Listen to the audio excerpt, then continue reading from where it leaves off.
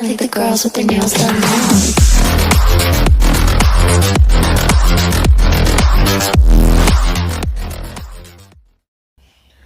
അപ്പം ഇന്ന് നമ്മൾ പഠിക്കാൻ പോകുന്നത് എന്താണെന്ന് വെച്ചാൽ ഓസ്റ്റിയോമൈലൈറ്റിസ് ആണ്.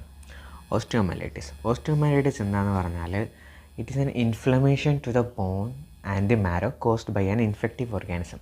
ഏതെങ്കിലും ഒരു ഇൻഫെക്റ്റീവ് ഓർഗാനിസം വഴി ബോണിന് ഇൻഫ്ലമേഷനോ അല്ലെങ്കിൽ മാരോയിലേക്ക് ഇൻഫ്ലമേഷനോ ഉണ്ടാക്കുന്നൊരു ഇതിനെയാണ് ഓസ്റ്റിയോമൈലൈറ്റിസ് എന്ന് പറയുന്നത്. ഒരു കണ്ടീഷനാണ് ഓസ്റ്റിയോമൈലൈറ്റിസ് എന്ന് പറയുന്നത്. അപ്പോൾ പിന്നെ ഡെഫിനിഷൻ പറയുന്നത് എങ്ങനെയാണ്? Refers to the inflammation of the bone and the marrow by an infective organism. ഇനി നമുക്ക് നോക്കുകയാണെങ്കിൽ ഇൻഫെക്റ്റീവ് ഓർഗാനിസം എന്ന് പറയുമ്പോൾ ഏതൊക്കെ ഇൻഫെക്റ്റീവ് ഓർഗാനിസം ഓസ്റ്റിയോമൈലൈറ്റിസ് കോസ് ചെയ്യാൻ പറ്റും എന്നുള്ളതാണ്. മോസ്റ്റ് കോമൺ ആയിട്ടുള്ള ഇൻഫെക്റ്റീവ് ഓർഗാനിസം ഏതാണെന്ന് വെച്ചാൽ സ്റ്റാഫ് ഓറിയസ് ആണ് ഏറ്റവും കോമൺ ആയിട്ട് ഓസ്റ്റിയോമൈലൈറ്റിസ് എന്നത് കോസ് ചെയ്യുന്നത്. പിന്നെ അത് കഴിഞ്ഞ് കോസ് ചെയ്യാൻ സാധ്യതയുള്ളതെന്ന് പറഞ്ഞാൽ സ്ട്രെപ്റ്റോകോക്കസ്, പിന്നെ ന്യൂമോകോക്കസ്.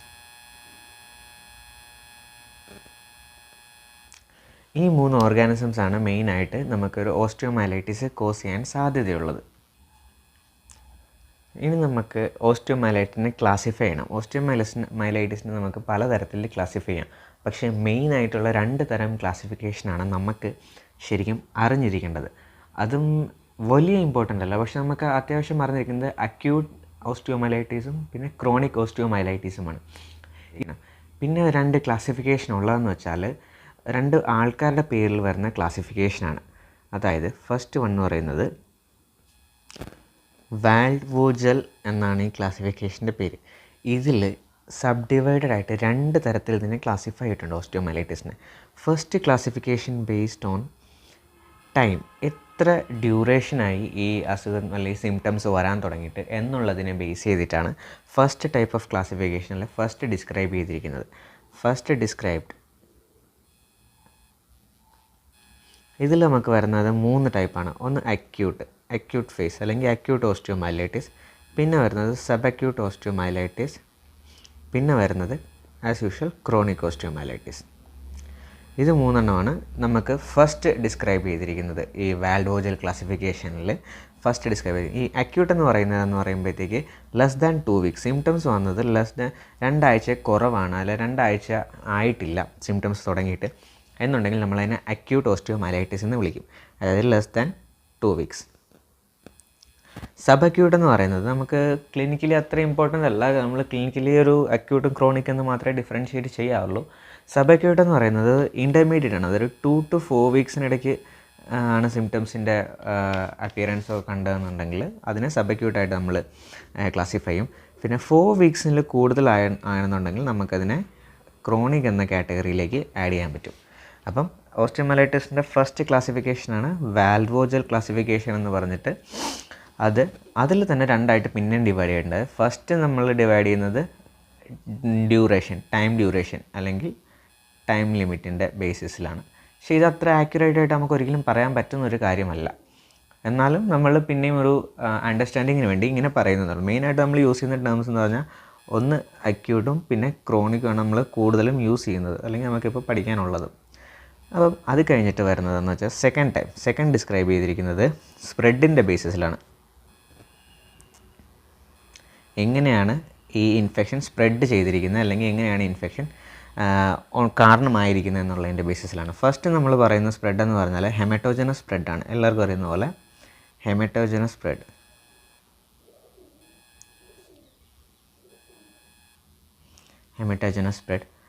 First one.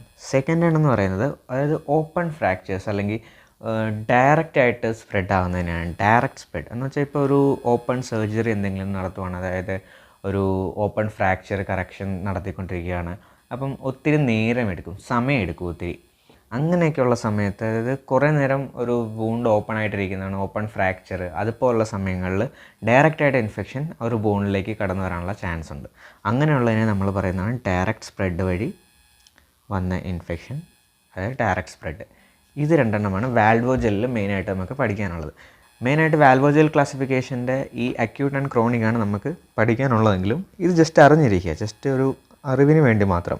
പിന്നെ നമ്മൾ അടുത്തത് കാണാൻ പോകുന്ന ഒരു ക്ലാസിഫിക്കേഷൻ്റെ പേരാണ് സെർനി മേഡ് ക്ലാസിഫിക്കേഷൻ. സെർനി മേഡർ ക്ലാസിഫിക്കേഷൻ എന്ന് പറയും.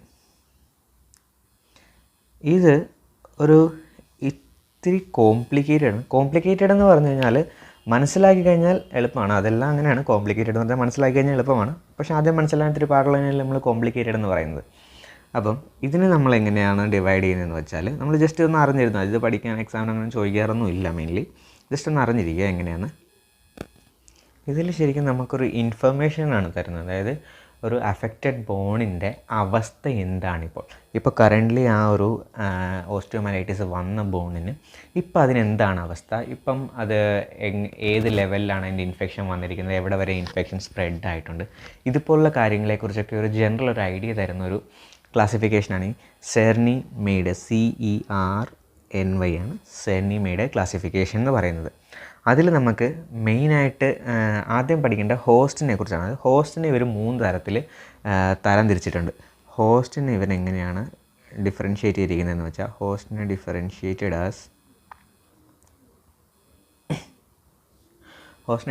ചെയ്യുന്ന ടൈപ്പ് എ എന്ന് പറയുന്നത് നോർമൽ ആയിട്ടുള്ള ഒരു ഇൻഡിവിജ്വലാണ്. നോർമൽ ഒരു ഇൻഡിവിജ്വലിനെയാണ് നമ്മൾ ഇതിൻ്റെ അകത്ത് ടൈപ്പ് എ എന്നും പറഞ്ഞു കൊടുക്കുന്നത്. അതായത് പ്രത്യേകിച്ച് ഒരു കോമോബിഡിറ്റീസ് ഒന്നും ഇല്ല, അല്ലെങ്കിൽ വേറെ ഇൻഫെക്ഷൻസ് ഒന്നും ഇതുവരെയായിട്ടൊന്നും വലുതായിട്ടില്ല, ഇമ്മ്യൂണോ കോംപ്രമൈസ്ഡ് അല്ല, അതുപോലുള്ള നോർമൽ ഒരു ഹെൽത്തി ഇൻഡിവിജ്വലിനാണ് നമ്മൾ ടൈപ്പ് എ എന്ന് പറയുന്നത് നമ്മൾ ഉദ്ദേശിക്കുന്നത്. രണ്ടാമത് നമ്മൾ വരുന്നത് ടൈപ്പ് ബിയിൽ വരുന്നതെന്ന് വെച്ചാൽ ഇമ്മ്യൂണോ കോംപ്രമൈസ്ഡ് ആയിട്ടുള്ള ഇൻഡിവിജ്വൽസിനാണ്. ഇമ്മ്യൂണോ കോംപ്രമൈസ്ഡ് ആയിട്ടുള്ള ഇൻഡിവിജ്വൽസ് എന്ന് പറയുമ്പോഴത്തേക്ക് HIV പോസിറ്റീവായിട്ടുള്ളവർ, അല്ലെങ്കിൽ ഇപ്പം ഡയബറ്റീസ് മെലൈറ്റസ് ഒരു ഇമ്മ്യൂണോ കോംപ്രമൈസേഷന് കാരണമാക്കുന്നതാണ്. അപ്പം അതുപോലെ തന്നെ chronic disease which lead to immunocompromisation, അങ്ങനെയുള്ള ഇൻഡിവിജ്വൽസിനെ നമ്മൾ ടൈപ്പ് ബി കാറ്റഗറിയിൽ ഉൾപ്പെടുത്തും. ടൈപ്പ് സി കാറ്റഗറി എന്ന് പറഞ്ഞാൽ ഈ കാറ്റഗറിയിലുള്ള ഇൻഡിവിജ്വൽസിന് നമ്മൾ അവർക്ക് ചെയ്യുന്ന ട്രീറ്റ്മെൻറ്റ് അവർക്ക് ഗുണത്തേക്കാളധികം ദോഷം ചെയ്യുന്നൊരു അവസ്ഥയാണ് ഉണ്ടാക്കുന്നതെന്നുണ്ടെങ്കിൽ നമ്മളതിനെ ടൈപ്പ് സി ഇൻഡിവിജ്വൽസ് എന്ന് പറയും. അതായത് നമ്മളിപ്പോൾ ഈ ഓസ്റ്റിയോമൈലൈറ്റിസിനെ അല്ലെങ്കിൽ ഈ ഒരു കണ്ടീഷനെ നമ്മൾ ട്രീറ്റ് ചെയ്യാൻ പോകുമ്പോഴത്തേക്ക് അവർക്ക് ആ ട്രീറ്റ് ചെയ്യുന്ന ട്രീറ്റ്മെൻറ്റ് കൊണ്ട് അവർക്ക് ഗുണത്തേക്കാൾ അധികം ദോഷമുണ്ടാകുന്ന ഒരവസ്ഥയാണ് വരുന്നതെന്നുണ്ടെങ്കിൽ നമ്മളവരെ ടൈപ്പ് സി ഇൻഡിവിജ്വലായിട്ട് കണക്കാക്കും. അതിനെ നമ്മൾ പറയുന്ന പേരാണ് പ്രൊഹിബിറ്റീവ്. ഇതിൻ്റെ അകത്ത് നമ്മൾ എന്തുകൊണ്ട് പറയുന്നത് വെച്ചാൽ മോർബിഡിറ്റി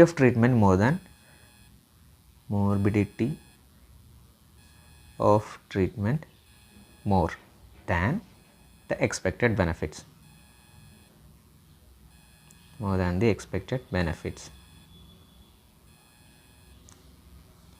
ഇതിനാണ് നമ്മൾ പ്രോഹിബിറ്റീവ് എന്ന് പറയുക. ഇതാണ് മെയിനായിട്ടുള്ള നമ്മൾ ഹോസ്റ്റിനെ ഡിഫറൻഷ്യേറ്റ് ചെയ്തിരിക്കുന്നത് ഇങ്ങനെയാണ്. ഇനി നമ്മൾ എങ്ങനെയാണെന്ന് നോക്കുകയെന്ന് വെച്ചാൽ ഈ ക്ലാസിഫിക്കേഷൻ വഴി ഓസ്റ്റിയോമൈലൈറ്റിസിൻ്റെ സ്റ്റേജസ് 4 സ്റ്റേജായിട്ടാണ് ഡിവൈഡ് ചെയ്തിരിക്കുന്നത്. അതായത് ഇൻഫെക്ഷൻ എവിടെയൊക്കെ സ്പ്രെഡ് ആയിട്ടുണ്ട്, ഏതൊക്കെ സ്ഥലത്ത് ഇൻഫെക്ഷൻ ഉണ്ടായിട്ടുണ്ട് എന്നുള്ളതിനെ ബേസിസാണ് അടുത്ത ഈ സെർനി മേഡ് ക്ലാസിഫിക്കേഷനിൽ വരുന്നത്. അതിൽ നമ്മൾ പറയുന്നത് എന്താണെന്ന് വെച്ചാൽ 4 സ്റ്റേജ്. ഫസ്റ്റ് സ്റ്റേജ് 1 എന്ന് നമ്മൾ പറയുന്നത് എന്തിനാണെന്ന് വെച്ചാൽ ഇൻട്രാമെഡുലറി ഓസ്റ്റിയോമൈലൈറ്റിസ്. അതായത് ജസ്റ്റ് ഇൻട്രാമെഡുലറി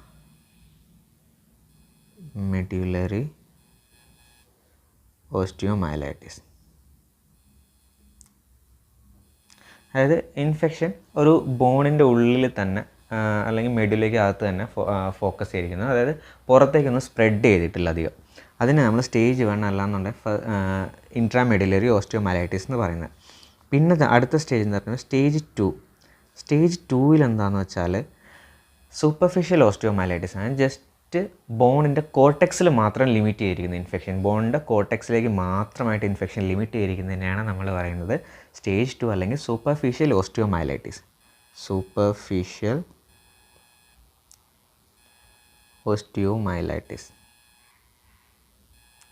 ഇതെന്താണ്? Limited to the bone cortex only.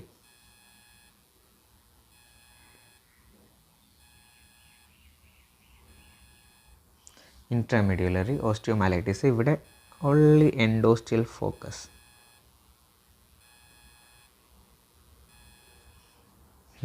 ഇതിനാണ് ആദ്യത്തെ 2 സ്റ്റേജ് തന്നെ. അടുത്ത സ്റ്റേജ് എന്ന് പറയുമ്പോൾ സ്റ്റേജ് 3. ഓരോ സ്റ്റേജ് വരുമ്പോഴത്തേക്കും ഇത്രയുടെ കോംപ്ലിക്കേഷൻ കൂടി വരും എന്ന് വേണം നമുക്കൊരു അണ്ടർസ്റ്റാൻഡിങ്ങിന് വേണ്ടി മനസ്സിലാക്കാം. സ്റ്റേജ് 3ൽ എന്താ സംഭവിക്കുന്നതെന്ന് വെച്ചാൽ localised osteomyelitis.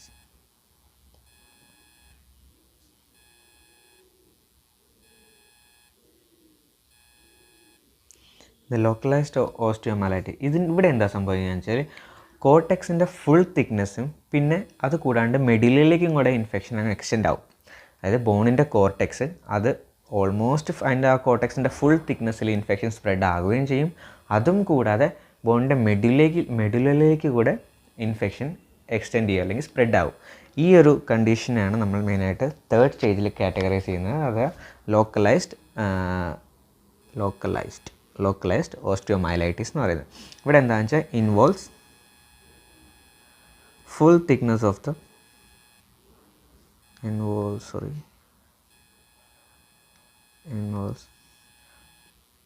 full thickness of cortex and extends to medulla അല്ലെങ്കിൽ medullary extension.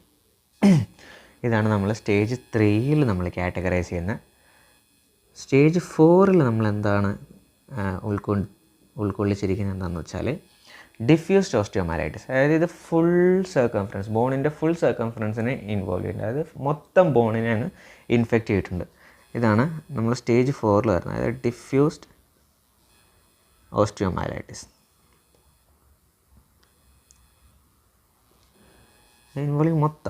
Involves whole circumference അല്ലെങ്കിൽ എൻറ്റയർ സർക്കംഫറൻസ് ഓഫ് ബോൺ. ഇതാണ് നമ്മൾ സ്റ്റേജ് 3 പറഞ്ഞിരിക്കുന്നത്. ഇതാണ് മെയിനായിട്ട് നമുക്ക് ഇത് സെന്നിമയുടെ ക്ലാസിഫിക്കേഷനിൽ നമ്മൾ പഠിക്കേണ്ട കാര്യം എന്ന് വെച്ചാൽ മെയിനായിട്ട് ഹോസ്റ്റിനെ 3 അവർ ഡിഫറൻഷ്യേറ്റ് ചെയ്തിട്ടുണ്ട്, തരംതിരിച്ചിട്ടുണ്ട്. ടൈപ്പ് എ നോർമലായിട്ടുള്ള ഇൻഡിവിജ്വൽ, ടൈപ്പ് ബി എന്ന് പറയുമ്പോൾ ഇമ്മ്യൂണോ കോംപ്രമൈസ്ഡ് ആയിട്ടുള്ള ഇൻഡിവിജ്വൽ, ടൈപ്പ് സി എന്ന് പറയുമ്പോൾ പ്രൊഹിബിറ്റീവ്. അതായത് ഇവർക്ക് നമ്മളൊരു ട്രീറ്റ്മെൻറ്റ് ചെയ്താൽ അത് അവർക്ക് ഗുണത്തേക്കാൾ അധികം ദോഷമുണ്ടാക്കുന്ന ടൈപ്പ് ഇൻഡിവിജ്വൽസിനാണ് നമ്മൾ ടൈപ്പ് സിയിൽ കാറ്റഗറി ചെയ്തിരിക്കുന്നത്. ഇനി നമുക്ക് ഈ ബോണിൻ്റെ ഇൻഫെക്ഷൻ എന്തുമാത്രം സ്പ്രെഡായി എന്നുള്ളതിൻ്റെ ബേസിസിൽ കാറ്റഗറൈസ് ചെയ്തിരിക്കുന്നത് സ്റ്റേജ് വൈസ് ആണ്. ഫസ്റ്റ് സ്റ്റേജ് എന്ന് പറയുമ്പോഴത്തേക്ക് ജസ്റ്റ് അതിൻ്റെ ഒരു ബോണിൻ്റെ ഉള്ളിൽ എൻഡോസ്റ്റിൽ മാത്രം, അതായത് മെഡുലയ്ക്കുള്ളിൽ മാത്രമായിട്ട് ഈ ഇൻഫെക്ഷൻ ഒതുങ്ങിയിരിക്കുന്നത് തന്നെയാണ് ഫസ്റ്റ് സ്റ്റേജ്. അതിനെയാണ് നമ്മൾ ഇൻട്രാമെഡുലറി ഓസ്റ്റിയോമൈലൈറ്റിസ് എന്ന് പറയുന്നത്. പിന്നെ വരുന്നത് സെക്കൻഡ് സ്റ്റേജാണ്. സെക്കൻഡ് സ്റ്റേജിൽ എന്താ പറ്റുന്നത് വെച്ചാൽ ജസ്റ്റ് സൂപ്പർഫിഷ്യൽ ഓസ്റ്റിയോമൈലൈറ്റിസ്, ബോണിൻ്റെ കോർട്ടെക്സിനെ മാത്രം എഫക്റ്റ് ചെയ്തിരിക്കുന്നു, just limited to the bone cortex. പിന്നെ വരുന്നത് സ്റ്റേജ് 3. സ്റ്റേജ് 3 വരുന്നതാണ് ലോക്കലൈസ്ഡ് ഓസ്റ്റിയോമൈലൈറ്റിസ്. ലോക്കലൈസ്ഡ് ഓസ്റ്റിയോമൈലൈറ്റിസിൻ്റെ അകത്ത് എന്താ പറ്റുന്നതെന്ന് വെച്ചാൽ ഓൾമോസ്റ്റ് കോർട്ടെക്സിനെ അഫക്റ്റ് ചെയ്തു. ഫുൾ കോർട്ടെക്സ് അഫക്റ്റ് ചെയ്ത് കഴിഞ്ഞിട്ട് ഇനി അവർക്ക് സ്പ്രെഡ് ചെയ്യാനുള്ള ഒരു ലൊക്കേഷൻ എന്ന് പറയുമ്പോൾ ബോണിൻ്റെ ഉള്ളിൽ മെഡുലയിലേക്ക് കിടക്കും. അങ്ങനെ കോർട്ടെക്സിനെ ഫുൾ എഫക്റ്റ് ചെയ്തിട്ട് മെഡുലയിലേക്ക് വരുന്നതിനാണ് തേർഡ് സ്റ്റേജ് എന്ന് പറയുന്നത്. പിന്നെ വരുന്ന 4th സ്റ്റേജാണ്. 4th സ്റ്റേജിൽ മൊത്തം ബോണിൻ്റെ സർക്കംഫറൻസിനെയും ഈ ഇൻഫെക്ഷൻ എഫക്റ്റ് ചെയ്യും. അതിനാണ് നമ്മൾ 4th സ്റ്റേജ് അഥവാ ഡിഫ്യൂസ്ഡ് ഓസ്റ്റിയോമൈലൈറ്റിസ് എന്ന് പറയുന്നത്. ഇത്രയാണ് ഇതിൻ്റെ ക്ലാസിഫിക്കേഷൻ ബേസിസിൽ പറയുന്നത്. ഇതാണ് ഇതിൻ്റെ ക്ലാസിഫിക്കേഷൻ. ഇനി നമുക്ക് നോക്കാനുള്ളത് എന്താണെന്ന് വെച്ചാൽ പാത്തോജനസിസ് ആണ്. അതായത് എന്തുകൊണ്ടാണ് ഈ ഡിസീസ് ബോണിനെ അഫക്റ്റ് ചെയ്യുന്നത്, അല്ലെങ്കിൽ എങ്ങനെയാണ് ഈ ബോണിനെ ഇത് അഫക്റ്റ് ചെയ്യുന്നത് എന്നുള്ളതാണ് നമുക്ക് ഇനി നോക്കാനുള്ളത്. പാത്തോജനസിസിൽ നമുക്ക് ശരിക്കും പറഞ്ഞാൽ അക്യൂട്ട് ഓസ്റ്റിയോമൈലൈറ്റിസ് ഉണ്ട്, ക്രോണിക് ഓസ്റ്റിയോമൈലൈറ്റിസ് ഉണ്ട്. പാത്തോജനസിസ് നമുക്കൊരു സ്റ്റോറി പോലെ പറഞ്ഞു പോകാം. അങ്ങനെ സ്റ്റോറി പോലെ പറഞ്ഞു പോകുന്നതുകൊണ്ടുള്ള ഗുണം എന്താണെന്ന് വെച്ചാൽ നമുക്ക് ക്രോണിക്കും ഓസ്റ്റിയോമൈലൈറ്റിസിൻ്റെ നമുക്ക് ക്ലിനിക്കൽ ഡിഫറൻസിയേഷനും പിന്നെ അതിൻ്റെ ഇൻവെസ്റ്റിഗേഷൻസും ഈ 2 കാര്യത്തിൽ ചെറിയ ചെറിയ വ്യത്യാസങ്ങളുണ്ടെന്നേ ഉള്ളൂ. ബാക്കി പാത്തോജനസിസ് എല്ലാം സെയിമാണ്. അതായത് അക്യൂട്ട് തന്നെയാണ്. അക്യൂട്ട് ഓസ്റ്റിയോമൈലൈറ്റിസിനെ നമ്മൾ ട്രീറ്റ് ചെയ്യാൻ താമസിക്കും തോറും അല്ലെങ്കിൽ ഡിറ്റക്ട് ചെയ്യാൻ താമസിക്കും തോറും അത് ക്രോണിക് ഫേസിലേക്ക് കടന്നു പോകും. അപ്പോൾ ഇതൊരു സ്റ്റോറി പോലെ പറഞ്ഞു പോകുന്നതായിരിക്കും കുറച്ചുകൂടെ നമുക്ക് മനസ്സിലാകാനായിട്ടൊരു എളുപ്പം. അപ്പം അക്യൂട്ടും ക്രോണിക്കും ഞാൻ സെപ്പറേറ്റ് ആയിട്ട് പറയുന്നില്ല. ഇതിൽ ഞാൻ പറയുന്നത് വെച്ചാൽ പാത്തോജനസിസ് പറയുന്നത് ക്രോണിക്കിൻ്റെയും അക്യൂട്ടിൻ്റെയും സെയിം തന്നെയാണ്. കാരണം അക്യൂട്ട് ഫേസ് കഴിയുമ്പോഴത്തേക്കാണല്ലോ ക്രോണിക് ഫേസിലേക്ക് വരുന്നത്. അപ്പോൾ നമ്മൾ അക്യൂട്ട് ഫേസിൻ്റെ കൂട്ടത്തിൽ തന്നെ ക്രോണിക് ഫേസിലേക്കും കൂടെ ഇതെങ്ങനെ വരുന്നത് എന്നുള്ളത് കൂട്ടത്തിൽ തന്നെ നമ്മൾ പാത്തോജനസിസ് പറഞ്ഞു പോകും. പിന്നെ നമ്മൾ ലാസ്റ്റ് ക്ലിനിക്കൽ ഫീച്ചേഴ്സ് വരുമ്പോഴത്തേക്കും ഇൻവെസ്റ്റിഗേഷൻസ് വരുമ്പോഴത്തേക്കുമാണ് ഇതിൽ ശരിക്കും അക്യൂട്ടും ക്രോണിക്കിൻ്റെ ഒരു ചെറിയ വ്യത്യാസങ്ങൾ വരുന്നത്. അക്യൂട്ടിൽ എന്തൊക്കെ ചേഞ്ചസ് കാണുന്നു, ക്രോണിക്കിൽ എന്തൊക്കെ ചേഞ്ചസ് കാണുന്നു. അപ്പോൾ നമുക്ക് അത് രണ്ടും അവിടെ നമ്മൾ ഡിഫറൻഷ്യേറ്റ് ചെയ്ത് പഠിക്കാം. അപ്പോൾ ഇവിടെ നമുക്ക് പാത്തോജനസിസ് ഒറ്റയടിക്ക് പറഞ്ഞു പോകാം. അതായത് ഒരു കഥ പോലെ പറഞ്ഞു പോകാം നമുക്ക്. അപ്പം പാത്തോജനസിസിലേക്ക് കുറിച്ച് പറയുമ്പോഴത്തേക്ക് ശരിക്കും നമ്മുടെ ഒരു ബോണിൻ്റെ ബ്ലഡ് സപ്ലൈ നോക്കിക്കഴിഞ്ഞാൽ അതിൻ്റെ ബ്ലഡ് സപ്ലൈ ഒരു മെറ്റാഫൈസിസിലേക്ക് വരുമ്പോൾ ആർട്ടറീസ് വന്ന് മെറ്റാഫൈസിസിൻ്റെ അവിടെ വന്നിട്ട് ഒരു ഹെയർ പിൻ ബെൻഡ് എടുക്കും. നേരെ വന്നൊരു ഹെയർ പിൻ ബെൻഡ് എടുത്തിട്ട് ഒരു ഹെയർ പിൻ ബെൻഡ് പോലെ എടുക്കും. അപ്പം നമുക്കറിയാം സാധാരണ നമ്മളിപ്പോൾ റോട്ടിൽ കൂടെ വണ്ടി ഓടിക്കുമ്പോഴേക്കാണെങ്കിൽ ഹെയർ പിൻ വരുമ്പോഴത്തേക്കും നമ്മൾ വരുന്ന ആ സ്പീഡിൽ തന്നെ ഒരിക്കലും നമുക്ക് ഹെയർ പിന്നിൽ വളച്ചെടുത്തുകൊണ്ട് പോകാൻ പറ്റില്ല. എങ്ങനെയാണെങ്കിൽ വണ്ടി സ്ലോ ചെയ്യണം. അതുപോലെ തന്നെയാണ് ഇവിടുത്തെയും കാര്യം. നമ്മൾ ഇവിടെ നിന്ന് ഈ ആർട്ടറി കൂടെ ബ്ലഡ് വരുമ്പോഴത്തേക്ക് ഈ ഹെയർ പിൻ, അതായത് മെറ്റാഫൈസിസിൻ്റെ അവിടെ ഹെയർ പിൻ ലൈക്ക് അറേഞ്ച്മെൻറ്റിലാണ് ഈ ബ്ലഡ് വെസൽസ് ഉള്ളത്. അവിടെ വരുമ്പോഴത്തേക്ക് ഈ ബ്ലഡ് എല്ലാം കുറച്ച് നേരത്തേക്ക് സ്ലോ ആവും. അല്ലാതെ ഒരു സ്റ്റേസിസ് എന്ന് വേണം നമുക്ക് പറയാം. പക്ഷെ ഒരു കംപ്ലീറ്റ് സ്റ്റേസിസ് ആണെന്ന് ചോദിച്ചാൽ അല്ല, പക്ഷെ അവിടെ സ്ലോ ഡൗൺ ആവും. ഒരു തരത്തിൽ പറഞ്ഞാൽ അവിടെ സ്റ്റേസിസ് എന്നും പറയാം. അപ്പം അങ്ങനെ ഒരു സ്റ്റേസിസ് അവിടെ ഉണ്ടാകുന്നത് കൊണ്ട് എന്താ പ്രശ്നം എന്ന് വെച്ചാൽ ഈ ബ്ലഡിൽ ഹെമറ്റോജനസ് സ്പ്രെഡ് കൊണ്ടുണ്ടാകുന്ന ഓസ്റ്റിയോമൈലൈറ്റിസ് ഇവിടെയാണ് ശരിക്കും ബോണിലേക്ക് ഇൻഫെക്റ്റ് ചെയ്യാനുള്ള ചാൻസ് കൂടുന്നത്. അല്ലെങ്കിൽ ഇവിടെയാണ് ആ ഒരു ഓപ്പർച്യൂണിറ്റി കിട്ടുന്നത് ശരിക്കും പറഞ്ഞാൽ. അപ്പം ഈ ഒരു ഏരിയ, അതായത് ഇപ്പോൾ ഈ കാണുന്നൊരു ഏരിയ ഉണ്ടോ, ഇപ്പോൾ ഈ വട്ടയിട്ടിരിക്കുന്ന ഏരിയ, ഈ ഏരിയയിൽ എന്താ പറ്റുന്നത് വെച്ചാൽ ഇതാണ് ഞാൻ പറഞ്ഞ ഹെയർ പിൻ ലൈക്ക് അറേഞ്ച്മെൻ്റ് ഉള്ളത്. ഈ ഹെയർ പിൻ ലൈക്ക് അറേഞ്ച്മെൻ്റ് ഉള്ളിടത്ത് ഈ ബ്ലഡ് സ്ലോ ആവും. അതായത് വരുന്ന ബ്ലഡ് സ്ലോ ആകുമ്പോഴത്തേക്ക് ഈ ഒരു ഏരിയയിൽ അക്യുമുലേഷൻ ഓഫ് പാത്തോജൻസ് അല്ലെങ്കിൽ ഓർഗാനിസംസ് വിച്ച് കോസ് ഇൻഫെക്ഷൻ, അതായത് പയോജനിക് ഓർഗാനിസംസ് അല്ലെങ്കിൽ ഇൻഫെക്റ്റീവ് ഓർഗാനിസംസ് ഇവിടെ അക്യുമുലേറ്റ് ആവും. ഈ ഒരു ഏരിയയിൽ ഒരു നമ്പർ ഓഫ് ഓർഗാനിസത്തിൻ്റെ അക്യുമുലേഷൻ ഉണ്ടാകുമ്പോഴത്തേക്ക് എന്താ പറ്റിയെന്ന് വെച്ചാൽ ഹോസ്റ്റിൻ്റെ ഇമ്മ്യൂണിറ്റി സൂപ്പറാണ്, അത് നല്ലതാണ്, കിടുവാണ്, നല്ല ഹെൽത്തി മാനാണ്, നല്ല ഇമ്മ്യൂൺ റെസ്പോൺസ് ഉള്ള ഒരാളാണ് എന്നുണ്ടെങ്കിൽ അയാൾക്ക് വലിയ കുഴപ്പങ്ങളൊന്നും ഉണ്ടാകത്തില്ല. പക്ഷേ ഇൻ കേസ് ആ ഒരു ഏരിയയിൽ എന്തെങ്കിലും ഒരു കാരണം കൊണ്ട് ഹോസ്റ്റ് ഇമ്മ്യൂണിറ്റിയെ ഇവിടുത്തെ ഇൻഫെക്റ്റീവ് ഓർഗാനിസംസ് ഓവർകം ചെയ്യുന്നു. അങ്ങനെ ഇവിടെ ഓവർകം ചെയ്യുമ്പോഴത്തേക്ക് എന്താണെന്ന് വെച്ചാൽ ഈ ഒരു ഏരിയയിൽ ഇതിവിടെ പാത്തോജനിക് ഓർഗാനിസത്തിൻ്റെ ലെവൽ കൂടുകയും അവിടെ ഇൻഫെക്ഷൻ സ്റ്റാർട്ട് ചെയ്യുകയും ചെയ്യുന്നു. അങ്ങനെ അവിടെ ഇൻഫെക്ഷൻ സ്റ്റാർട്ട് ചെയ്യുമ്പോഴത്തേക്ക് എന്താ വെച്ചാൽ നമ്മുടെ ബോഡിയുടെ നോർമൽ മെക്കാനിസം സ്റ്റാർട്ടാവും. ഒരു ഇൻഫെക്ഷൻ സ്റ്റാർട്ടാകുമ്പോൾ അവിടെ ഇൻഫ്ലമേറ്ററി റിയാക്ഷൻ സ്റ്റാർട്ടാവും. ഇൻഫ്ലമേറ്ററി റിയാക്ഷൻ സ്റ്റാർട്ടാവുന്നതുകൊണ്ട് അവിടെ എന്താ ലോക്കൽ ടിഷ്യൂ നെക്രോസിസ് ഉണ്ടാവും. അങ്ങനെ ലോക്കൽ ടിഷ്യൂ നെക്രോസിസ് ഒക്കെ ഉണ്ടാകുമ്പോഴത്തേക്ക് ഇത് മെറ്റാഫേസിൽ ഏരിയ ആണല്ലോ. അപ്പോൾ അവിടെ എന്താ വെച്ചാൽ മെറ്റാഫേസിൽ ആപ്സസ് ഫോം ചെയ്യും. അതായത് മെറ്റാഫേസിൽ ആപ്സസ് ഫോർമേഷൻ ചെയ്യും. അപ്പം ഈ കാണിച്ചിരിക്കുന്നതാണ് മെറ്റാഫേസിൽ ആപ്സസ്. ഈ കാണിച്ചിരിക്കുന്നത് മെറ്റാഫേസിൽ ആപ്സസ് ഫോർമേഷനാണ്. മെറ്റാഫേസിൽ ആപ്സസ് ഫോം ചെയ്യും. മെറ്റാഫേസിൽ ആപ്സസ് ഫോം ചെയ്യുമ്പോഴത്തേക്ക് എന്താ പറ്റുന്നത് വെച്ചാൽ അവിടെ ഒരു പ്രഷർ റൈസ് ഉണ്ടാവും. ഒരു ആപ്സസ് എന്ന് പറഞ്ഞാൽ എന്താണ്, നമുക്കൊരു പസ് എന്നൊക്കെ വേണമെങ്കിൽ പറയാം. ഒരു ഇതിൻ്റെ ഇൻഫ്ലമേറ്ററി റിയാക്ഷൻ്റെ ഭാഗമായിട്ട് വരുന്ന ബൈ പ്രൊഡക്ട്സ് അല്ലെങ്കിൽ പസ് അങ്ങനെ പറയുന്ന ആപ്സസ്. ആപ്സസ് ഫോം ആകുമ്പോഴത്തേക്ക് ഇവിടെ എന്താണെന്ന് വെച്ചാൽ എൻലാർജ് ചെയ്യാൻ തുടങ്ങും. ആപ്സസ് പിന്നെയും കൂടിക്കൊണ്ടിരിക്കുന്നതാണ്. അപ്പോൾ അവിടെ ഒരു ആപ്സസ് എൻലാർജ്മെൻറ്റ് ഉണ്ടാകുന്ന വഴി ഇൻട്രാമെഡുലറി പ്രഷർ കൂടും. ഈ ഒരു ഏരിയയിൽ, ഈ കാണിച്ചിരിക്കുന്ന ഈ ഒരു ഏരിയയിൽ പ്രഷർ അങ്ങ് കൂടും. പ്രഷർ കൂടി വരുന്നിട്ട് പസ്സിന് എങ്ങോട്ടെങ്കിലും എസ്കേപ്പ് ചെയ്യണം. അപ്പോൾ എസ്കേപ്പ് ചെയ്യാൻ പിന്നെ ഉള്ള ഒരു സ്ഥലം എന്ന് പറഞ്ഞാൽ ഈ കാണുന്ന കനാലാണ്. ഈ കനാൽ നമ്മൾ വിളിക്കുന്നൊരു പേരാണ് വോക്സ്മാൻ കനാൽ. വോക്സ്മാൻ കനാൽ എന്ന് പറഞ്ഞാൽ വോക്സ്മാൻ കനാൽ എന്ന് പറഞ്ഞതിൻ്റെ മെയിൻ പർപ്പസ് എന്താണെന്ന് വെച്ചാൽ ഹവേഷ്യൻ കനാൽസ് ഉണ്ടല്ലോ നമ്മുടെ ബോൺസിൽ, ബോൺ കോർട്ടെക്സിൽ ഹവേഷ്യൻ കനാൽസ് എന്ന് പറഞ്ഞ കനാൽസ് ഉണ്ട്. ആ കനാൽസിനെ തമ്മിൽ ഇൻ്റർകണക്ട് ചെയ്യുക. അത് കൂടാതെ പെരിയോസ്റ്റിയത്തിൽ നിന്ന് ബ്ലഡ് വെസൽസിനെയും ന്യൂട്രിയൻസിനെയും അതുപോലുള്ള എസെൻഷ്യൽ ന്യൂട്രിയൻസിനെല്ലാം ബോണിന് സപ്ലൈ ചെയ്യുക. ഇതുപോലുള്ള ഫങ്ഷൻസാണ് ഈ വോക്സ്മാൻ കനാലിന്. ഇതൊരു ജസ്റ്റ് ഒരു ചാനലാണ് അല്ലെങ്കിൽ ഒരു ഹോളാണ്. ഇതുപോലത്തെ ഫങ്ഷൻസ് എല്ലാം ചെയ്യാൻ കേപ്പബിലിറ്റി ഉള്ളൊരു ഹോളാണ് ഈ വോക്സ്മാൻ കനാൽ എന്ന് പറയുന്നത്. അപ്പം പ്രഷർ കൂടുന്നതുകൊണ്ട് ഈ വോക്സ്മാൻ കനാലിൽ കൂടെ ഈ ആപ്സസ് വന്നിട്ട് സബ് പെരിയോസ്റ്റിയൽ സ്പേസ് ഉണ്ടാക്കും. അപ്പം പെരിയോസ്റ്റിയൽ സ്പേസ് ഇവിടെ വന്നിട്ട് ഇങ്ങനെ ഇവർ ഒരു സബ് പെരിയോസ്റ്റിയൽ സ്പേസ് ഉണ്ടാക്കുന്നു.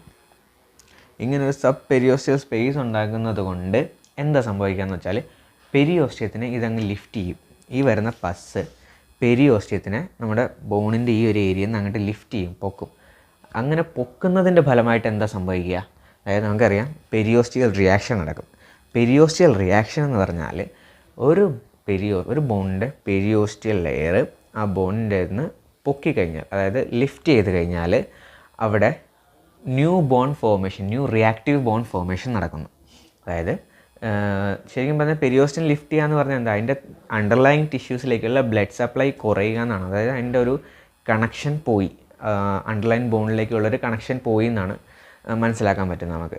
പെരിയോസ്റ്റം ലിഫ്റ്റ് ചെയ്യുന്നതുകൊണ്ട് അതിൻ്റെ പെരിയോസ്റ്റത്തിന് താഴെയുള്ള ബോണിലേക്ക് ബ്ലഡ് സപ്ലൈ പ്രോപ്പറായിട്ട് കിട്ടത്തില്ല.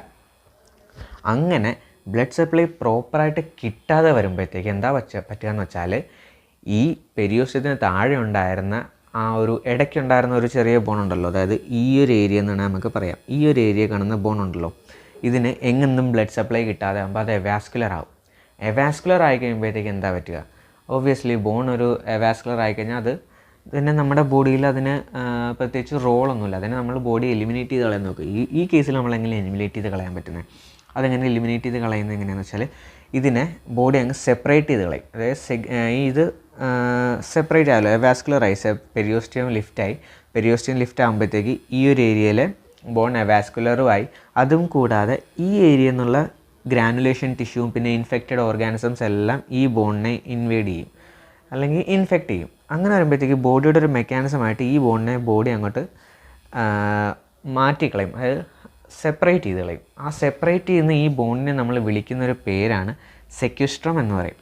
സെക്യുസ്ട്രം എന്ന വേർഡ് മീനിങ് എന്ന് പറഞ്ഞാൽ സെപ്പറേറ്റഡ് എന്നേ അർത്ഥമുള്ളൂ. എന്നൊരു പേരൻറ്റ് ബോണിൽ നിന്ന് ഈ ചെറിയൊരു പോർഷൻ ബോണിനെ സെപ്പറേറ്റ് ചെയ്ത് മാറ്റും, സെപ്പറേഷൻ നടക്കും. ആ സെപ്പറേഷനെ മാത്രമാണ്, ആ സെപ്പറേറ്റഡ് പാർട്ടിനെ നമ്മൾ സെക്യുസ്ട്രം എന്ന് പേരിട്ട് വിളിക്കുന്നു. അപ്പം ഈ ബോൺ സെപ്പറേറ്റഡ് ആയി പേരൻറ്റ് ബോണിൽ നിന്ന്. ഇത്രയും പ്രോസസ്സ് അതായത് ഈ ഇൻഫെക്ഷൻ തുടങ്ങി ആപ്സസ് ഫോർമേഷൻ കഴിഞ്ഞ് വോക്സ്മാൻ കനാലിൽ കൂടെ പസ് പുറത്ത് വന്ന് പെരിയോസ്റ്റത്തിനെ ലിഫ്റ്റ് ചെയ്ത് അതിൻ്റെ താഴെയുള്ള ബോൺ വാസ്കുലറായി, അത് ഡെഡായി, അതിനെ ഗ്രാനുലേഷൻ ടിഷ്യൂവും പിന്നെ ഇൻഫെക്റ്റഡ് ഓർഗാനിസം എല്ലാം കൂടെ ഒന്ന് സറൗണ്ട് ചെയ്ത് എല്ലാം കഴിഞ്ഞ് ഈ ഒരു സെക്യുസ്ട്രം ഫോം ചെയ്യാൻ അപ്രോക്സിമേറ്റ്ലി ഒരു 3 മാസത്തെ ടൈം എടുക്കും. ഒരു 3 മാസത്തെ ടൈം എന്ന് പറയുമ്പോഴത്തേ നമുക്കറിയാം അക്യൂട്ട് ഫേസ് കഴിഞ്ഞു പോയി. അക്യൂട്ട് ഫേസ് എന്ന് പറഞ്ഞാൽ നമ്മൾ ഉദ്ദേശിക്കുന്ന ഒരു 2 വീക്സിനുള്ളിൽ നമ്മൾ പറയുന്നതിനാണ് അക്യൂട്ട് എന്ന് പറയുന്നത്. ഇതിപ്പോൾ 3 വീക്സ് ആയി. ഇപ്പോൾ നമ്മൾ സബ് അക്യൂട്ടിൻ്റെ കാറ്റഗറിയിൽ നമ്മൾ പെടുത്തും. പക്ഷേ ക്ലിനിക്കലി നമുക്ക് സബ് അക്യൂട്ട് അത്ര നമ്മൾ യൂസ് ചെയ്യാത്തൊരു വേർഡാണ്. അതുകൊണ്ട് അക്യൂട്ട് കഴിഞ്ഞാൽ പിന്നെ നമ്മൾ യൂസ് ചെയ്യുന്നത് ക്രോണിക്കാണ്. ക്രോണിക്ക് നമ്മൾ പറഞ്ഞ പോലെ 4 വീക്സിന് മേളിലാണ്. പക്ഷേ ഇതൊട്ട് 4 വീക്സ് ആയിട്ടുമില്ല. പക്ഷെ നമ്മൾ ശരിക്കും പറഞ്ഞാൽ 4 വീക്സ് വരെ എന്ന് പറയുമ്പോൾ ഒരു കുറേ ഇത് പെട്ടെന്നൊരു എമർജൻസി പോലെ ഇത് ട്രീറ്റ് ചെയ്യേണ്ട ഒരു കണ്ടീഷനാണ് ഈ ഓസ്റ്റിയോമൈലൈറ്റിസ്. ഇത്രയും ലേറ്റ് ആകാൻ പാടില്ല. ശരിക്കും പറഞ്ഞാൽ ക്രോണിക് കേസസ് എന്നൊക്കെ പറഞ്ഞാൽ അതൊക്കെ അത്രയും കുറേ നാൾ വച്ചുകൊണ്ടിരുന്നു കഴിഞ്ഞാലുള്ള ഒരു കണ്ടീഷനാണ് ഈ ക്രോണിക് കേസ്. അതിന് മുന്നേ പേഷ്യൻറ്റ് പ്രസൻറ്റ് ചെയ്യും, പെയിൻ അതൊക്കെ ആയിട്ട് പ്രസൻറ്റ് ചെയ്യും. ഒരുമാതിരിപ്പെട്ട എല്ലായിടത്തും നമ്മളിത് ഏറ്റവും ലാസ്റ്റാണ് ഈ ഓസ്റ്റിയോമൈലൈറ്റിസിനെ ഡയഗ്നോസ് ചെയ്യേണ്ടത്. അതായത് ഡിഫറൻഷ്യൽ ഡയഗ്നോസിസിൽ ബാക്കി എല്ലാ ഡിഫറൻഷ്യൽ ഡയഗ്നോസിസിനെ എക്സ്ക്ലൂഡ് ചെയ്ത് കഴിഞ്ഞിട്ട് വരേണ്ട ഒരു ഡയഗ്നോസിസാണ് ഈ ഓസ്റ്റിയോമൈലൈറ്റിസ് എന്ന് പറയുന്നത്. അപ്പോൾ ഇനി ഇവിടെ വരുമ്പോഴത്തേക്ക് ഇതിൽ സെക്യുസ്ട്രം ഫോം ചെയ്തു. സെക്യുസ്ട്രം ഫോം ചെയ്യാൻ അപ്രോക്സിമേറ്റ്ലി ഒരു 3 മാസത്തെ ടൈം വേണം. ഇൻഫെക്ഷൻ തുടങ്ങി ഒരു 3 മാസത്തെ ടൈം കഴിഞ്ഞാൽ ഈ സെക്യുസ്ട്രം ഫോം ചെയ്യുള്ളൂ. പക്ഷേ ഇതിന് നമുക്ക് ഈ ബോഡിക്ക് ഇവിടെ ഇനിയിപ്പം ഇൻഫെക്ഷനെ ലിമിറ്റ് ചെയ്യാൻ പറ്റുന്നില്ല. കാരണം എന്താ, ഇവിടെ ഇപ്പോൾ ബ്ലഡ് സപ്ലൈ ഇല്ല, ഈ ഏരിയ ബ്ലഡ് സപ്ലൈ തീരെ കിട്ടുന്നില്ല. കാരണം എങ്ങൊന്നുമില്ല, ഇവിടെ പെരിയോസ്റ്റം ഉണ്ടായിരുന്നു, പെരിയോസ്റ്റിയിൽ നിന്ന് കിട്ടിക്കുന്ന ബ്ലഡ് സപ്ലൈ പെരിയോസ്റ്റം ലിഫ്റ്റ് ആയപ്പോൾ അത് പോയി. പിന്നെ ഇത് പേരൻറ്റ് ബോണിൽ നിന്ന് ഇതിനെ സെപ്പറേറ്റ് ചെയ്തു ഓൾറെഡി. അപ്പം അതും കൊണ്ട് തന്നെ ഈ ബോണിലേക്കുള്ള ബ്ലഡ് സപ്ലൈ ഇല്ലാത്ത കാരണം ഹോസ്റ്റിന് ഈ ബോണിലെ അല്ലെങ്കിൽ ഈ ഒരു ഏരിയയിലെ സെക്യുസ്ട്രത്തിലെ ഇൻഫെക്ഷനെ ലിമിറ്റ് ചെയ്യാൻ പറ്റത്തില്ല. നമ്മുടെ ബോഡിക്കിപ്പം ഇതിനെ ഒന്നും ചെയ്യാൻ പറ്റാത്തൊരവസ്ഥയാണ് ഈ സെക്യുസ്ട്രത്തിന്. അപ്പം നമ്മുടെ ബോഡി എന്ത് ചെയ്യുമെന്ന് വെച്ചാൽ ഈ സെക്യുസ്ട്രത്തിനെ ഫുൾ അങ്ങ് വോൾ ഓഫ് ചെയ്ത് കളയാമെന്ന് വിചാരിക്കും. അങ്ങനെ വോൾ ഓഫ് ചെയ്ത് കളയാമെന്ന് വിചാരിച്ച് കഴിയുമ്പോഴത്തേക്ക് ബോഡി വേറൊരു മെക്കാനിസം കൂടെ ചെയ്യുന്നത് എന്താണെന്ന് വെച്ചാൽ ഒരു റിയാക്റ്റീവ് ന്യൂ ബോൺ ഫോം ചെയ്യും. ഈ സെക്യുസ്ട്രത്തിന് അറൗണ്ടായിട്ട് ഒരു റിയാക്റ്റീവ് ആയിട്ടുള്ള പുതിയൊരു ബോൺ ഫോം ചെയ്യാൻ നോക്കും ബോഡി. അങ്ങനെ ഫോം ചെയ്യാൻ നോക്കുമ്പോഴത്തേക്ക് എന്താ പറ്റുക എന്ന് വെച്ചാൽ ഓൾറെഡി ഈ ഇൻഫെക്റ്റഡ് ആയിട്ടുള്ള ഈ ഒരു നമ്മുടെ സെക്യുസ്ട്രം ഉണ്ടല്ലോ, ഇതാണ് ഇവിടുത്തെ സെക്യുസ്ട്രം. ഈ ബോഡി ഇപ്പം ഈ കാണുന്നുണ്ടല്ലോ, ഞാൻ ഈ വരയ്ക്കുന്നത്, ഈ കാണുന്ന ഒരു ഏരിയ എന്ന് പറഞ്ഞാൽ പുതുതായിട്ട് ഫോം ചെയ്യുന്ന റിയാക്റ്റീവ് ന്യൂ ബോണാണ്. ഈ സെക്യുസ്ട്രത്തിന് അറൗണ്ടായിട്ട് പുതുതായിട്ട് ഫോം ചെയ്യുന്ന ന്യൂ ബോണാണ്. അപ്പം ഈ ഓൾറെഡി ഇവിടെ ഗ്രാനുലേഷൻ ടിഷ്യൂസും നെക്രോസിസും പിന്നെ ഇൻഫെക്റ്റീവ് ഓർഗാനിസംസൊക്കെ നിറഞ്ഞിരിക്കുന്ന ഈ ഒരു ഏരിയയിൽ എറൗണ്ടായിട്ട് നമ്മളൊരു പുതിയൊരു ന്യൂ റിയാക്റ്റീവ് ബോൺ ഫോർമേഷൻ നടക്കും. ആ ഒരു ന്യൂ റിയാക്റ്റീവ് ബോൺ ഫോർമേഷനെ നമ്മൾ വിളിക്കുന്ന പേരാണ് ഇൻവോളുക്രം. ഇൻവോളുക്രം എന്നാണ് നമ്മൾ ഇതിനെ വിളിക്കുന്നത്. അതായത് റിയാക്റ്റീവ് ന്യൂ ബോൺ ഫോം ചെയ്യും, ഇൻവോളുക്രം ഈ സാധനം. ഈ ഇൻവോൾക്രം ഫോം ചെയ്യുന്നത് സെക്യുസ്ട്രത്തിന് അറൗണ്ട് ആയിട്ടാണ്. പക്ഷേ ഈ സെക്യുസ്ട്രത്തിൽ അടങ്ങിയിരിക്കുന്ന ഇൻഫെക്റ്റീവ് ഓർഗാനിസത്തിൻ്റെ കയ്യിൽ ഒരു എൻസൈം ഉണ്ട്, ഒരു പ്രോട്ടിയോലൈറ്റിക് എൻസൈം ഉണ്ട്. ഈ പ്രോട്ടിയോലൈറ്റിക് എൻസൈം എന്ത് ചെയ്യുന്നത് വെച്ചാൽ ഈ ഇൻവോൾക്രത്തിനെ അങ്ങ് ഡീഗ്രേഡ് ചെയ്ത് കളയും. എന്ന് വെച്ചാൽ ഈ ഇൻവോൾക്രത്തിന് ഒരു ഹോൾ ഉണ്ടാക്കും. ഒരു ഹോൾ ഉണ്ടാക്കിയിട്ട് അതിൻ്റെ അകത്തോടെ ഈ നെക്രോട്ടൈസിങ് ടിഷ്യൂസും ഗ്രാനുലേഷൻ ടിഷ്യൂസും ഈ ഓർഗാൻസ് എല്ലാം കൂടെ പസ് എല്ലാം കൂടെ പുറത്തേക്ക് ഇറങ്ങും. ഈ ഒരു ഹോളിനെ വിളിക്കുന്ന പേരാണ് ക്ലോക്ക. ഈ തവളയ്ക്കൊക്കെ ഉള്ള ക്ലോയക്ക. ക്ലോയക്ക എന്ന് പറയുന്നത് common passage for urine and genitourinary, sperm അതുപോലുള്ള കാര്യങ്ങൾക്കും പിന്നെ യൂറിനറി ആയിട്ടുള്ള കാര്യങ്ങൾക്കും വേണ്ടിയുള്ളൊരു കോമൺ പാസേജിലെ കോമൺ ഓപ്പണിങ്ങിനാണ് നമ്മൾ ക്ലോയക്ക എന്ന് വിളിക്കുന്നത് ഇൻ ആനിമൽസ്, ഫ്രോഗിലൊക്കെ ഉള്ളതുപോലെ. ഇവിടെ എന്ന് പറഞ്ഞാൽ ക്ലോയക്ക എന്ന് പറഞ്ഞാൽ ഈ പ്രോട്ടിയോലൈറ്റിക് എൻസൈം കൊണ്ട് ഈ ഉണ്ടായിരുന്ന ഇൻവോൾക്രത്തിന് ഇവരൊരു പ്രോട്ടിയോലിസിസ് നടത്തിയിട്ട് ഈ ഇവിടെ ഒരു ചാനൽ പോലെ ക്രിയേറ്റ് ചെയ്യും. ഈ ചാനൽ പോലെ ക്രിയേറ്റ് ചെയ്തിട്ട് ഇത് ബോണിന് പുറത്ത് വരും. ബോണിന് പുറത്ത് വന്നിട്ട് അതിൻ്റെ പുറമേ ഉള്ള സ്ട്രക്ചേഴ്സ്, മസിൽസ്, ഫാറ്റ്, പിന്നെ സ്കിന്ന്, ഇതിനെയൊക്കെ ഇവർ പെർഫൊറേറ്റ് ചെയ്ത് പുറത്ത് വന്നിട്ട് സ്കിന്നിന് പുറത്ത് വന്ന് ഈ ഇൻഫെക്ഷ്യസ് ആയിട്ടുള്ള ഒരു ഓപ്പണിങ് ക്രിയേറ്റ് ചെയ്യും. അതിനെ നമ്മൾ വിളിക്കുന്ന പേരാണ് സൈനസസ് എന്ന് പറയും. അതായത് ഈ ഇവിടെ ഇപ്പോൾ ഒരു സ്കിന്നിന് ഓപ്പണിങ് ഉണ്ടാക്കി ഈ പെർഫറേഷൻ ചെയ്തിട്ട് അതിനെ നമ്മൾ വിളിക്കുന്ന പേരാണ് സൈനസസ്. സൈനസസ് എന്ന് പറഞ്ഞാൽ മെയിനായിട്ട് ഒരു ക്ലിനിക്കൽ ഹോൾമാർക്ക് സൈനാണ്. എന്തിൻ്റെ? ക്രോണിക് ഓസ്റ്റിയോമൈലൈറ്റിസിൻ്റെ.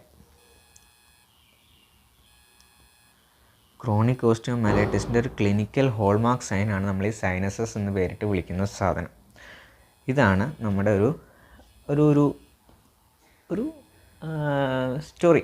ഇവിടെ എന്താ നടക്കുന്നതെന്നുള്ളതിൻ്റെ ഒരു സ്റ്റോറിയാണ് ഇപ്പോൾ നമ്മൾ പറഞ്ഞത്. ഇനി ചില കേസുകളിൽ എന്താ സംഭവിക്കുക എന്ന് വെച്ചാൽ നമുക്കറിയാം, ഇപ്പം ജോയിൻസിലൊക്കെ ആണ് മെയിനായിട്ട് ഇത് എഫക്റ്റ് ചെയ്യുന്നതെന്നുണ്ടെങ്കിൽ അതെങ്ങനെ എഫക്റ്റ് ചെയ്യുന്നതെന്ന് പറഞ്ഞുതരാം. അതെങ്ങനെ എഫക്റ്റ് ചെയ്യുന്നതെന്ന് വെച്ചാൽ ഇപ്പം ഇൻഫെക്ഷൻ ഉണ്ടാകുന്നത് മെയിനായിട്ട് മെറ്റാഫേസിസിലാണ്. നമുക്കൊരു ക്യാപ്സ്യൂൾ, ഒരു ജോയിൻറ്റിനൊരു ക്യാപ്സ്യൂൾ ഉണ്ടാവുമല്ലോ, ആ ക്യാപ്സ്യൂൾ മിക്കവാറും എവിടെയാണ്? നമ്മുടെ എപ്പിഫൈസിസിലായിരിക്കും. എപ്പിഫൈസിസ് ക്യാപ്സ്യൂളിൻ്റെ ഉള്ളിലായിരിക്കും. ഒരു നല്ല മെജോറിറ്റി കേസസിലും വേണമെങ്കിൽ അങ്ങനെ പറയാം. മെജോറിറ്റി കേസിലും എപ്പിഫൈസിസ് ക്യാപ്സ്യൂളിൻ്റെ ഉള്ളിലായിരിക്കും ജോയിൻറ്റ്. അതുകൊണ്ട് ഈ ഇൻഫെക്ഷൻ ഉണ്ടാകുന്നത് മെറ്റാഫൈസിസിലാണ്. അങ്ങനെ ഉണ്ടാകുന്നത് കൊണ്ട് ഇത് ജോയിൻറ്റിനെ ബാധിക്കാൻ സാധ്യത കുറവാണ്. എപ്പം? ക്യാപ്സ്യൂളിൻ്റെ ഉള്ളിൽ എപ്പിഫൈസിസ് മാത്രമുള്ളപ്പോൾ. ഇൻ കേസ് ചില ജോയിൻറ്റുകളിൽ മെറ്റാഫൈസിസും കൂടി ക്യാപ്സ്യൂളിനുള്ളിലാകും. അങ്ങനത്തെ അവസ്ഥയിൽ എന്താണെന്ന് വെച്ചാൽ ഇതിപ്പോൾ ക്യാപ്സ്യൂളിനുള്ളിലാണ് മെറ്റാഫൈസിസ്, അപ്പോൾ ഇൻഫെക്ഷൻ ഉണ്ടാകുമ്പോൾ ക്യാപ്സ്യൂളിൻ്റെ ഉള്ളിൽ ഇൻഫെക്ഷൻ ഉണ്ടാകും. അങ്ങനെ ഉണ്ടാകുമ്പോൾ അത് ആ ഫുൾ ജോയിൻറ്റിനെ ബാധിക്കും. അങ്ങനെ ഉണ്ടാകുമ്പോഴത്തേക്ക് അതിനെ സെപ്റ്റിക് ആർത്രൈറ്റിസ് എന്ന് നമുക്ക് വിളിക്കാൻ പറ്റും. കാരണം എന്താ? ആ ക്യാപ്സ്യൂൾ ഉള്ളതുകൊണ്ട് മെറ്റാഫൈസിസിനെ കൂടെ കവർ ചെയ്താണ് ക്യാപ്സ്യൂൾ വരുന്നത്. അങ്ങനെ മെറ്റാഫൈസിസിനെ കൂടെ കവർ ചെയ്ത് ക്യാപ്സ്യൂൾ വരുന്നത് കൊണ്ട് എന്താ സംഭവിക്കുക എന്ന് വെച്ചാൽ ആ ജോയിൻറ്റ് ഫുള്ളായിട്ട് എഫക്റ്റ് ആവും. അതിനെ നമ്മൾ സെപ്റ്റിക് ആർത്രൈറ്റിസ് എന്ന് വിളിക്കാം. അതായത് ഇപ്പം ഇത് മോസ്റ്റ് കോമൺ അഫക്റ്റ് ചെയ്യുന്ന സ്ഥലം, അതായത് സെപ്റ്റിക് ആർത്രൈറ്റിസ് അല്ല, ഓസ്റ്റിയോമൈലൈറ്റിസ് ഏറ്റവും കൂടുതലായിട്ട് അഫക്റ്റ് ചെയ്യുന്ന സ്ഥലം ഏതാണെന്ന് ചോദിച്ചാൽ, ഏത് ബോണാണെന്ന് ചോദിച്ചാൽ ലോവർ എൻഡ് ഓഫ് ഫീമറാണ് ഏറ്റവും ഹയസ്റ്റ് ആയിട്ട് അഫക്റ്റ് ചെയ്യുന്നത്. ലോവർ എൻഡ് ഓഫ് ഫീമറാണ് ഏറ്റവും ഹയസ്റ്റ് അഫക്റ്റ് ചെയ്യാൻ ചാൻസ് ഉള്ളത്. അത് കഴിഞ്ഞിട്ട് upper end of tibia.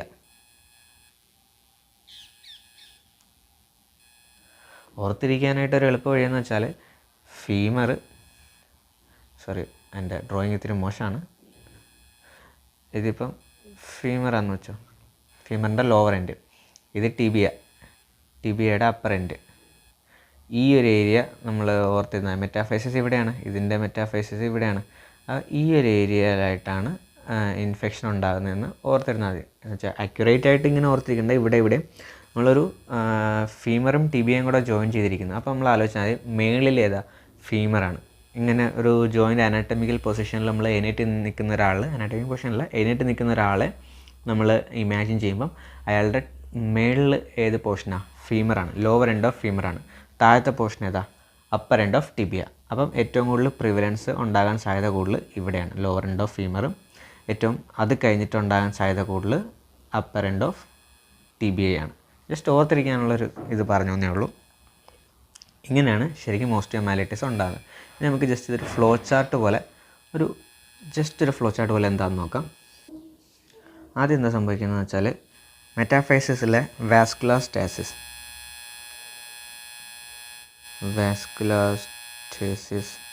At മെറ്റാഫൈസിസ്. അത് കഴിഞ്ഞിട്ട് അതിൻ്റെ കാരണം എന്താ? Hair pin like arrangement of vessels.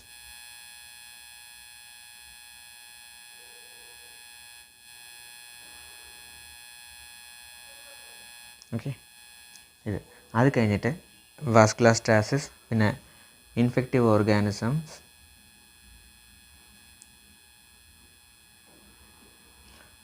overpowers host immunity at metaphysis.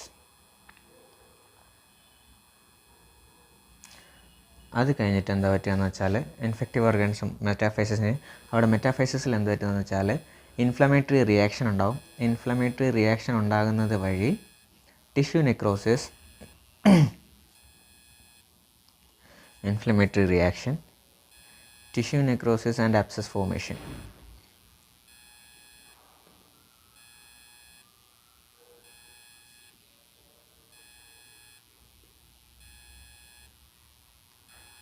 മെറ്റാഫേസിയൽ abscess formation ആണ്. മെറ്റാഫേസിയൽ അബ്സസ് ഫോർമേഷൻ കാരണം increased pressure, increased intramedullary pressure, increased intramedullary pressure.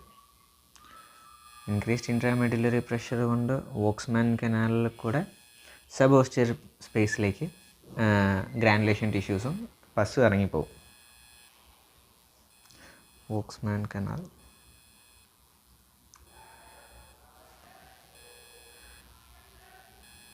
Sub പെരിയോസ്റ്റൽ abscess form ചെയ്യും.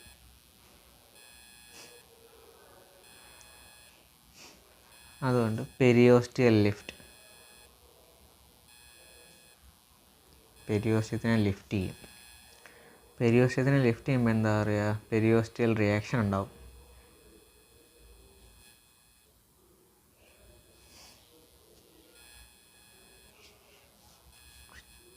ഇവിടെ പിന്നെ എന്താ സംഭവിക്കുകയെന്ന് വെച്ചാൽ അടുത്ത് നമുക്ക് എന്താ പറ്റുക? Blood supply to the underlying tissues, blood supply കുറയും, വാസ്കുലർ ആവും, നെക്രോസിസ് ഉണ്ടാവും.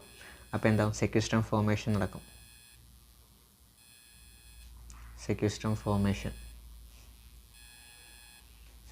ഫോർമേഷൻ നടന്നു കഴിഞ്ഞാൽ സെക്യുസ്ട്രത്തിനെ നമുക്ക് കൺട്രോൾ ചെയ്യാൻ പറ്റുന്നില്ല. അതിനകത്തെ ഗ്രാനുലേഷൻ ടിഷ്യൂ അതെല്ലാം ഉള്ളതുകൊണ്ട് ബോഡിയുടെ ഹോസ്റ്റ് അങ്ങോട്ട് ബ്ലഡ് സപ്ലൈ കൊടുക്കാൻ പറ്റുന്നില്ല. അതുകൊണ്ട് അവരെന്ത് ചെയ്യും? അതിനെ അറൗണ്ടായിട്ട് ഇൻവോൾക്രം ഫോം ചെയ്യും. ഇൻവോൾക്രം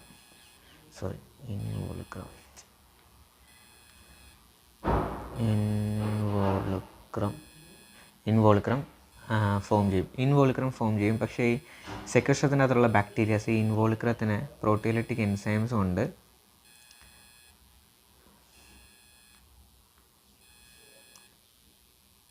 പ്രോട്ടിയോലൈറ്റിക് എൻസൈംസിൻ്റെ യൂസ് കൊണ്ട് ക്ലോയക്ക ഫോം ചെയ്യും.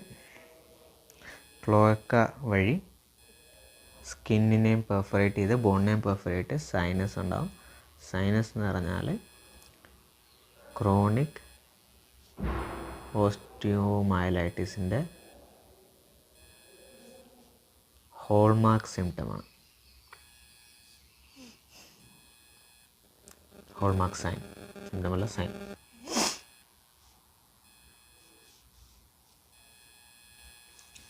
ഇനി നമുക്ക് നോക്കേണ്ടത് എന്താണെന്ന് വെച്ചാൽ ഇതിൻ്റെ ക്ലിനിക്കൽ ഫീച്ചേഴ്സാണ്. നമ്മളിപ്പോൾ ഈ പറഞ്ഞുകൊണ്ടിരുന്നത് ഫുള്ളുണ്ടല്ലോ അക്യൂട്ട് എന്നുള്ള ഓസ്റ്റിയോമൈലൈറ്റിസ് ത്രൂ ഹെമറ്റോജനസ് സ്പ്രെഡാണ്.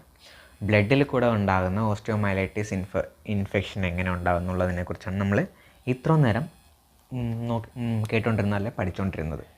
ഇനി നമുക്കതിൻ്റെ ക്ലിനിക്കൽ ഫീച്ചേഴ്സ്, അതായത് ഒരു പേഷ്യൻ്റ് വരുന്നത് ക്ലിനിക്കലി നമുക്കിതെങ്ങനെ പ്രസൻറ്റ് ചെയ്യാൻ പറ്റും, അല്ലെങ്കിൽ എങ്ങനെ പ്രസൻറ്റ് ചെയ്യാൻ പറ്റുന്നല്ല, ക്ലിനിക്കൽ പ്രസൻറ്റേഷൻ എന്തായിരിക്കും എന്നുള്ളതാണ് നമ്മൾ ഇനി നോക്കാൻ പോകുന്നത്. ഇവിടെ നമ്മൾ അക്യൂട്ട് ഫേസിൽ എങ്ങനെയായിരിക്കും പ്രസൻറ്റ് ചെയ്യുന്നത്, ക്രോണിക് ഫേസിലാണ് പേഷ്യൻ്റ് വരുന്നത് എങ്ങനെയായിരിക്കും എന്നുള്ളതാണ് നമ്മളിപ്പം ഇനി ഇവിടെ ചെയ്യാൻ പോകുന്നത്.